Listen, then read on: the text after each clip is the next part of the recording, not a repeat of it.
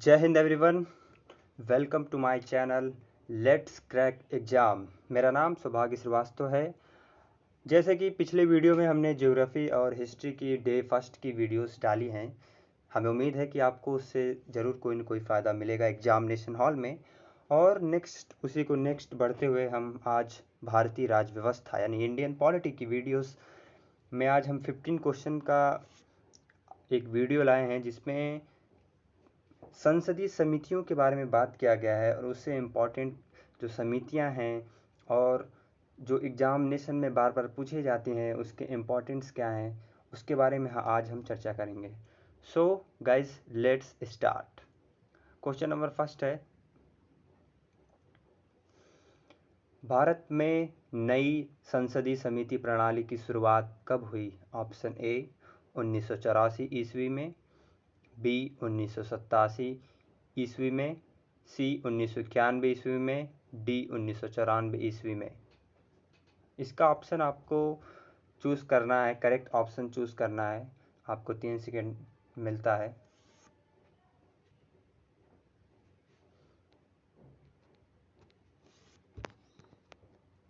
इसमें correct answer हो जाएगा ऑप्शन सी 1991 ईस्वी में।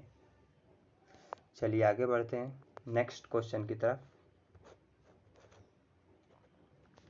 क्वेश्चन नंबर 2, भारत में संसदीय समिति प्रणाली की शुरुआत निम्नलिखित में से किसकी सिफारिश पर किया गया? ऑप्शन ए हस्कर समिति, बी देवधर समिति, सी संसद की नियम समिति, डी संसद की अधीनस्थ विधान संबंधी समिति। आपको ऑप्शन करेक्ट चूज करना है। इसका करेक्ट ऑप्शन हो जाएगा ऑप्शन नंबर सी संसद की नियम समिति। चलिए आगे बढ़ते हैं नेक्स्ट क्वेश्चन की तरफ।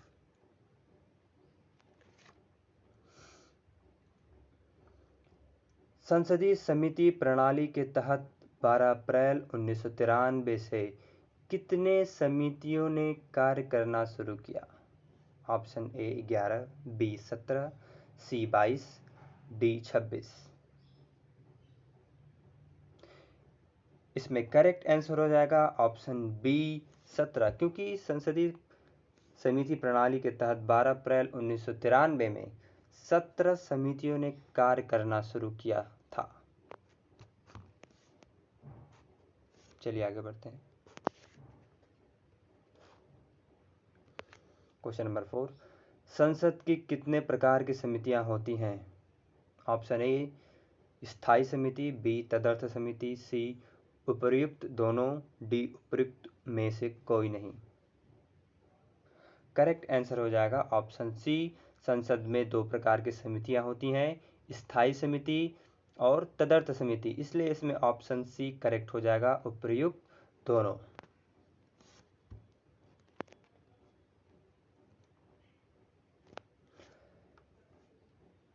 क्वेश्चन नंबर 5, निम्नलिखित में से कौन स्थायी समिति है? ऑप्शन ए प्राक्कलन समिति, बी लोक लेखा समिति, सी नियम समिति और डी उपर्युक्त सभी।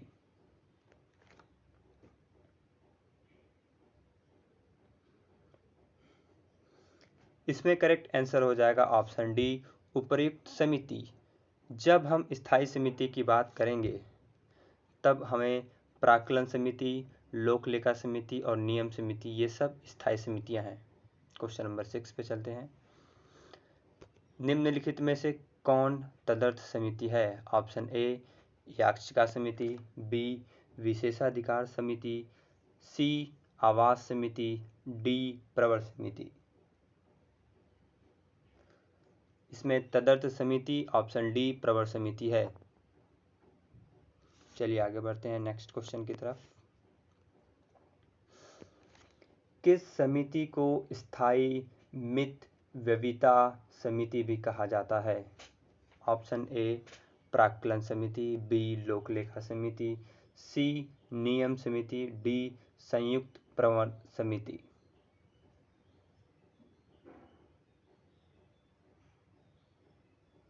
इसमें ऑप्शन ए करेक्ट हो जाएगा, प्राक्कलन समिति। चलिए आगे बढ़ते हैं। प्राक्कलन समिति में कितने सदस्य होते हैं? Option A 15, B 22, C 30, D 45।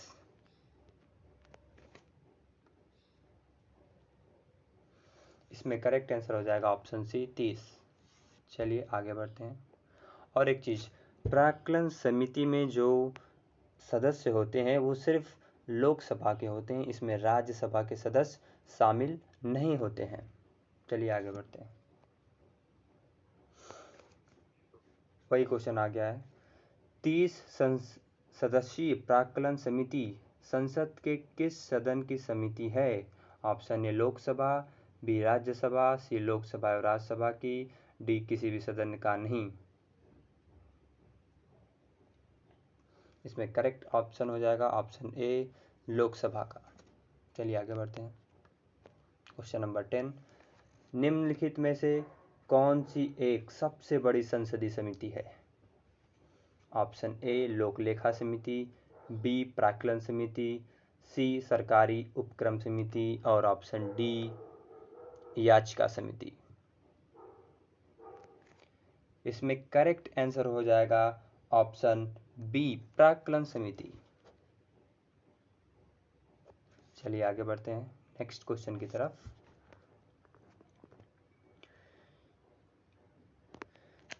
इसमें इस क्वेश्चन के तहत हम थोड़ा और भी अपने थॉट प्रोसेस को बढ़ाएंगे और अच्छे से समझने की कोशिश करेंगे इस क्वेश्चन को। क्वेश्चन नंबर 11, प्राक्कलन समिति का क्या अर्थ है? ऑप्शन ए अर्थव्यवस्था में संगठनात्मक एवं प्रशासनिक सुधारों के तरीकों पर प्रतिवेदन प्रस्तुत करना। ऑप्शन बी देश की आर्थिक स्थिति पर संसद में आर्थिक सर्वेक्षण प्रस्तुत करना। ऑप्शन सी संसद में प्राक्कलनों के प्रस्तुत करने के प्रारूप के विषय पर सिफारिश करना। ऑप्शन डी बी और सी दोनों। सोच के जवाब देना है आपको। इसमें ऑप्शन डी करेक्ट माना जाएगा, क्योंकि प्राक्कलन समिति का कार्य है देश की आर्थिक स्थिति पर संसद में आर्थिक सर्वेक्षण प्रस्तुत करना और संसद में प्राक्कलनों के प्रस्तुत करने के प्रारूप के विषय पर सिफारिश करना। और एक चीज़, प्राक्कलन समिति में केवल लोकसभा के मेंबर शामिल होते हैं और प्राक्कलन समिति में केवल 30 मेंबर होते हैं। चलिए आगे बढ़ते हैं नेक्स्ट क्वेश्चन की तरफ।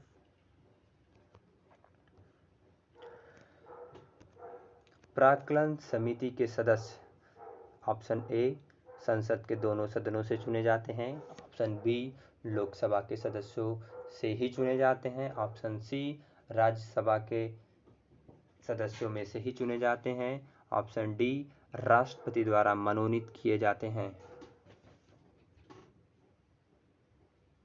जैसे कि हमने पहले ही बताया था, इसमें ऑप्शन बी करेक्ट होगा, लोकसभा के सदस्यों में से ही चुने जाते हैं प्राक्कलन समिति के सदस्य।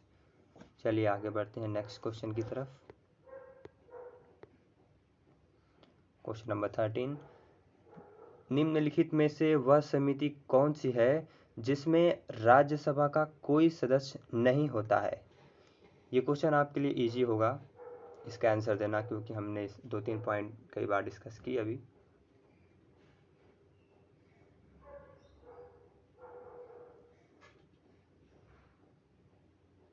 इसका करेक्ट आंसर हो जाएगा ऑप्शन ए प्राक्कलन समिति।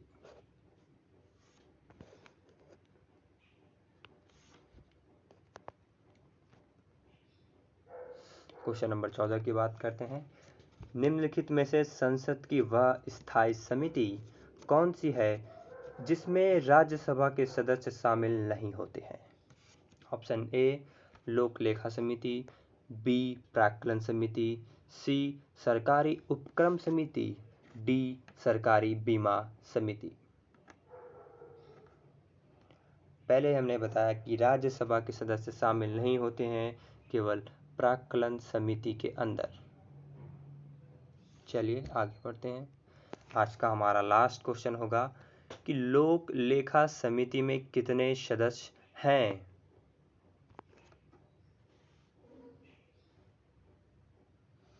इसका करेक्ट आंसर हो जाएगा ऑप्शन बी 22। इसमें से 15 + 7 होते हैं, 15 + 7 होते हैं, जिसमें 15 लोकसभा के होते हैं और 7 राज्यसभा के होते हैं। इस पॉइंट को याद रखना है। चलिए आज का सेशन यहीं पे हम ख़त्म करते हैं। और भी अन्य वीडियो जैसे कि रीजनिंग्स, मैथ की भी वीडियो हम रेडी कर रहे हैं। धीरे धीरे हम उसको भी अपने चैनल पे अपलोड करेंगे, जिससे आपका हेल्प हो सके और आप अच्छा एग्ज़ाम में परफॉर्म कर सकें। चलिए आज के लिए अलविदा कहते हैं। जय हिंद, बाय बाय, टेक केयर।